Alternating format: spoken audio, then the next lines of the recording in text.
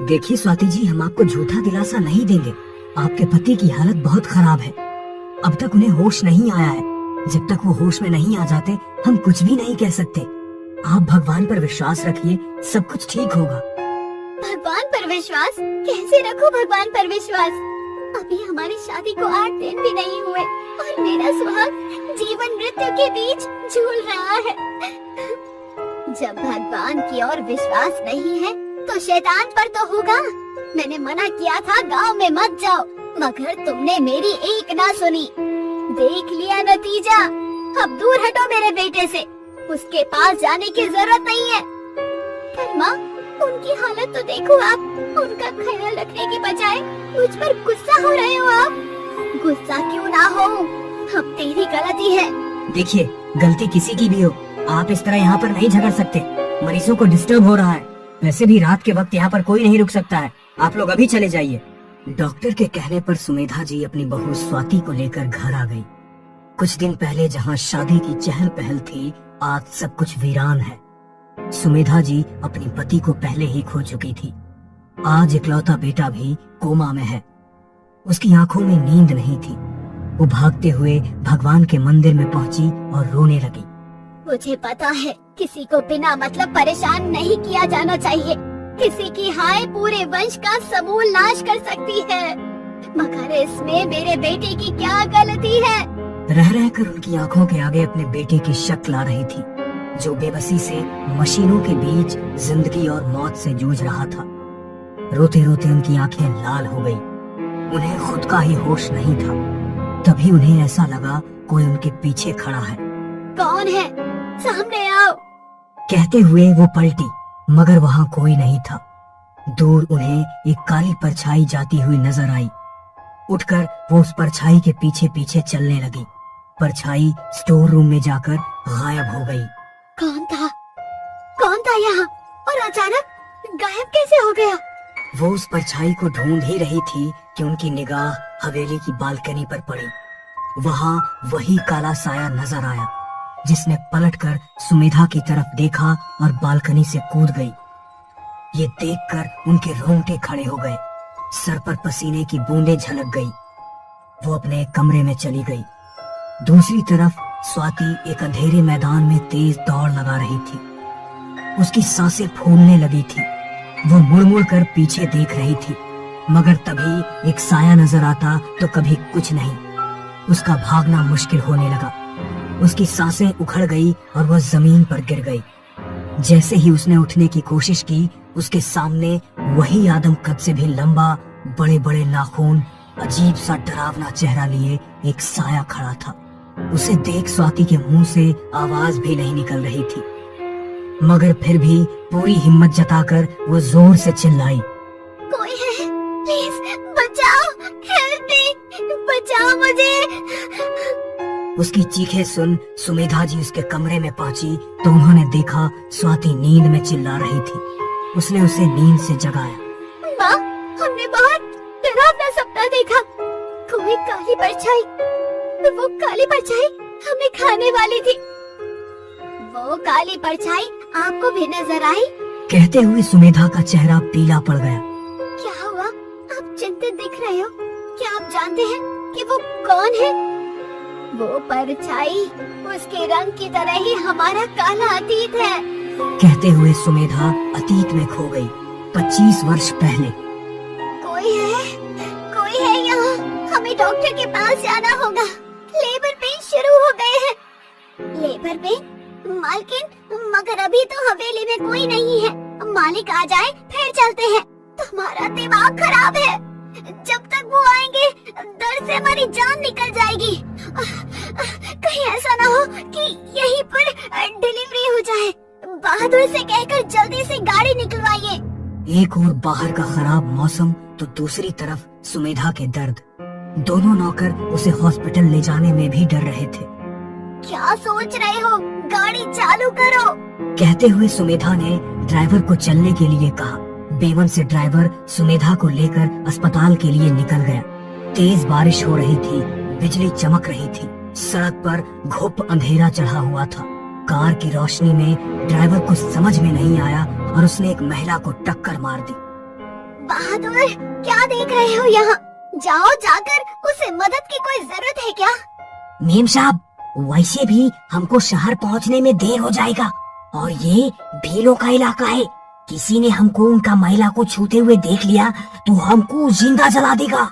मगर गलती तो हमारी है ना? यदि कोई मदद के लिए उसके पास नहीं पहुँचा तो हो सकता है कुछ ऊंच नीच हो जाए। गाड़ी से उतरो बहादुर, तुम जाकर उस लड़की को देखो, वरना हम जाएंगे। मैम साहब, ना आप जाएंगे ना हम लोग। बहादुर भैया, जल्दी से यहाँ से निकलो। सुमेधा ने दोनों को रोकने की कोशिश की मगर वो लोग नहीं रुके। वो लड़की जो गाड़ी से टकराई थी वो भी प्रेग्नेंट थी। वो वहीं रोड पर कराह रही थी। सुमेधा को हॉस्पिटल पहुंचने के बाद बेटा हुआ। उसके साथ आई हुई नौकरानी और ड्राइवर दोनों खुश थे मगर सुमेधा का मन अभी भी उसी लड़की में लगा हुआ था। सुमेधा के पति हॉस्पिटल आ गए थे। वो भी बहुत खुश थे। हॉस्पिटल से डिस्चार्ज होकर जब सुमेधा घर पहुंची तो उसे वहाँ किसी के होने का एहसास हो रहा था। देर रात कई बार उसे बच्चे के रोने की आवाजें सुनाई पड़ती। उस रात के बाद मेरे साथ ये सब क्या हो रहा है? मैं पागल हो जाऊंगी। मैं कल सुबह ही पुजारी बाबा के पास मंदिर जाऊंगी, वो ही कोई हल बताएंगे। अगली सुबह पुजारी बाबा के पास जाने के लिए सुमेधा मंदिर के लिए निकली तो एक काली बिल्ली उसका रास्ता काट गई। वो बिल्ली दरवाजे के कोने में बैठकर रोने लगी। ये कैसा अपशगुन है? कहीं मेरे बच्चे को कोई खतरा ना हो। मैं उसे छोड़कर नहीं जाऊंगी, बल्कि बाबा को ही मैं यहाँ अपने पास बुला लूंगी। सुमेधा ने बहादुर को भेज पुजारी बाबा को बुला लिया। उन्होंने अपनी शक्तियों से देखा तो उनके होश उड़ गए। सुमेधा बेटा, तुमसे ऐसा गजब कैसे हो गया? तुम्हारी गाड़ी से टकराकर कोई गर्भवती महिला मर गई। ये उसकी और उसके बच्चे की आत्मा है जो अपना बदला लेने के लिए आई है।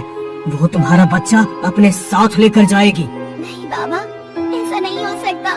वो हमने जानबूझकर नहीं किया था, बल्कि गलती से हुआ था। मैं तो रुकना चाहती थी, मगर बाबा कुछ तो कीजिए, कैसे भी मेरे बच्चे की रक्षा कीजिए। बेटा, मैं केवल इतना कर सकता हूँ कि उसकी आत्मा को इस घर में बांध सकता हूँ। तू यहाँ से अपने बेटे को लेकर कहीं दूर चली जा। अपने बच्चे की रक्षा के लिए मैं ये गांव आज ही छोड़ दूंगी। हम लोग अब शहर वाली कोठी में जाकर रहेंगे। कहते हुए सुमेधा ने अपने पति को सारी बात बताई तो वो भी वहाँ से जाने को तैयार हो गया। अपने छोटे से बच्चे को लेकर वो लोग हवेली से निकल ही रहे थे कि हवेली के बाहर लगा बड़ा सा आम का पेड़ उसके पति के सर पर आकर गिर गया। ये क्या हो गया है? अपनी आंखें खोलो, क्या हुआ आपको? और वो वहीं मर गया। बेटा, ये आत्मा बहुत शक्तिशाली है क्योंकि वो क्रोध में है। मैं उसे यहाँ रोकने की कोशिश करता हूँ। तू अपने बेटे को लेकर यहाँ से चली जा, चली जा। बाबा जी के कहने पर वो अपने बेटे को वहाँ से लेकर निकल गई और कभी भी लौटकर वापस गांव नहीं गई। मगर जवान बेटे की जिद के आगे वो झुक गई और बेटा अपनी नई पत्नी के साथ गांव पहुँच गया था, जहाँ उसके साथ ये हादसा हो गया। वर्तमान का समय। क्या करूं? कुछ समझ नहीं आ रहा है। कुछ तो करना होगा मुझे। मैं अभी बाबा से मिलने जाऊंगी। खुद से ही बात करते हुए वो घर से निकल ही रही थी कि तभी उसकी गाड़ी खुद ब खुद रिवर्स होने लगी। गाड़ी घर की दीवार से टकरा गई। ये देख ड्राइवर ड्राइविंग सीट छोड़कर भाग गया। वो समझ गई कि वो आत्मा उसे यहाँ से जाने नहीं देना चाह रही है। क्या चाहती हो तुम? हम तुम्हारे गुनहगार हैं। हमारे बेटे को छोड़ दो, हमारी जान ले लो। वैसे भी तुम हमारे पति को छीन ही चुकी हो। अब बेटे को कुछ हो जाएगा तो हम जी नहीं पाएंगे। मार दो हमें, ले लो अपना बदला। यदि इतनी आसानी से मार दिया तो हमारा बदला कैसे पूरा होगा? तुम्हें क्या पता अपने बच्चों के खोने का गम क्या होता है? सारी रात हम सड़क पर किसी की मदद का इंतजार कर रहे थे, मगर कोई भी हमारी मदद के लिए नहीं पहुंचा। अपने बच्चों को अपनी आंखों के आगे तड़पते हुए देखा है। तुम भी पल पल अपने बेटे को मरते हुए देखोगी और उसके बाद तुम्हारा खानदान खत्म हो जाएगा। तुम्हें जो सजा देनी है मुझे दे दो, मेरे बेटे को छोड़ दो। उसे मारकर तुम्हें अपना बेटा वापस तो नहीं मिलेगा। सोचो, यदि तुम्हारा बेटा जिंदा होता तो वो भी उसी की उम्र का होता। जवान बेटे पर मुसीबत को देखकर एक माँ के दिल पर क्या बीतती है। मेरा ना सही, उसकी नवविवाहिता के बारे में तो सोचो, अभी तो उसके हाथ का चूड़ा भी नहीं उतरा है। परछाई ने उसकी बात का कोई उत्तर नहीं दिया। तभी स्वाति भी वहाँ आ गई। उन लोगों की बात सुन उसे सब समझ आ गया था। आप अपने बच्चे की चाह में भटक रही हैं। एक बार मन की आंखें खोलकर तो देखो, राज में आपको अपना बेटा नजर आएगा। यदि आपने मेरे सुहाग को मुझे सुकुशल लौटा दिया तो मैं वादा करती हूँ, हम दोनों मिलकर आपके लिए श्राद्ध करेंगे ताकि आपको मुक्ति मिल सके। स्वाति की बातों का अपनापन और मुक्ति की चाह ने उसके मन से सारा मैल खत्म कर दिया। राज सकुशल घर वापस आ गया। राज के वापस आने के बाद सुमेधा, स्वाति और राज ने उस आत्मा के मुक्ति के लिए पूजन कर श्राद्ध किया। उस आत्मा को मुक्ति मिल गई। मगर सुमेधा जी को उम्र भर इस चीज का मलाल रहा कि काश उस वक्त उन्होंने अपने नौकरों को फोर्स कर कर बोला होता कि उसे भी अपने साथ हॉस्पिटल लेकर चलो, तो शायद वो भी बच जाते और सुमेधा के परिवार को कोई तकलीफ भी न होती।